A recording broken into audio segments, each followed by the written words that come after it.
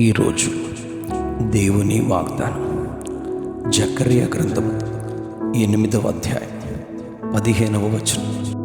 మేలు చేయనుద్దేశించుచున్నాను గనుక భయపడకుడి. మేలు చేయనుద్దేశించుచున్నాను గనుక భయపడకుడి. చిన్న ప్రవక్తలలో ఒకరైన జకర్యా ఈ వాగ్దానమును ప్రవచిస్తున్నారు. జీవితాలను దేవునికి అనుకూలంగా వాక్యానికి లోబడి సరిచేసుకునే వారికి ఎంతో అద్భుతంగా ఆయన తన వాగ్దానాలను నెరవేరుస్తారు. జకర్యా గ్రంథం 8వ అధ్యాయం 13వ వచనంలో యూదావారు, ఇశ్రాయేలు వారు అన్యజనులలో శాపాస్పదమగుటకు కారణం ఇక్కడ చెప్పబడింది.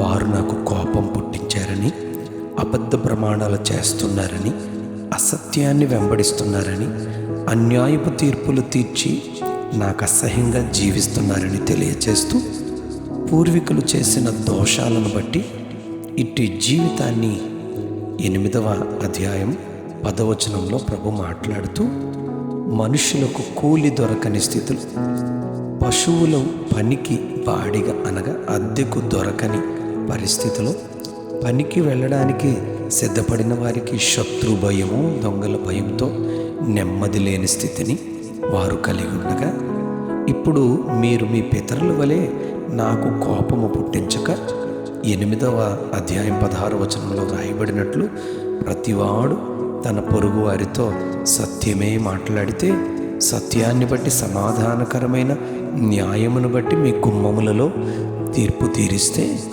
పొరుగు వానిపై దుర్యోచనలు చేయక అబద్ధ ప్రమాణాలు చేయట మీరు మానిన ఎడల, 8వ అధ్యాయం 12వ వచనంలో, మీ ద్రాక్ష చెట్లు సమాధాన సూచకమైన ఫలాలిస్తాయి, భూమి పండుతుంది, ఆకాశము నుండి మంచు కురుస్తుంది, ఎలాగూ అన్యజనులలో మీరు శాపాస్పదమై ఉంటిరో అలాగే ఆశీర్వాదాస్పదమగునట్లు నేను మిమ్మల్ని రక్షిస్తానని దేవుడు ప్రమాణం చేస్తూ ఉన్నారు. 8వ అధ్యాయం 13వ వచనంలో, యూదావారులారా, యెరూషలేము నివాసులారా, మీకు మేలు చేయనుద్దేశించుచున్నాను గనుక భయపడకండి అని దేవుడు ధైర్యం చెప్తున్నాడు.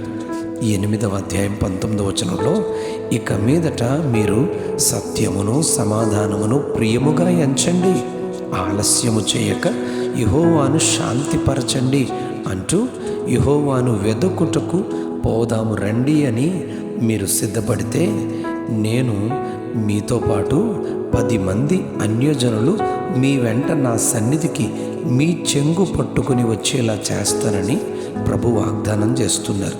అప్పుడు అన్యజనులు మీతో, దేవుడు మీకు తోడుగా ఉన్నాడనే సంగతి మాకు వినబడింది అని మీతో కూడా దేవుని సన్నిధికి వస్తామని, వారు మీ వెంబడి వస్తారని 8వ అధ్యాయం 23వ వచనంలో ప్రభు చెబుతారు.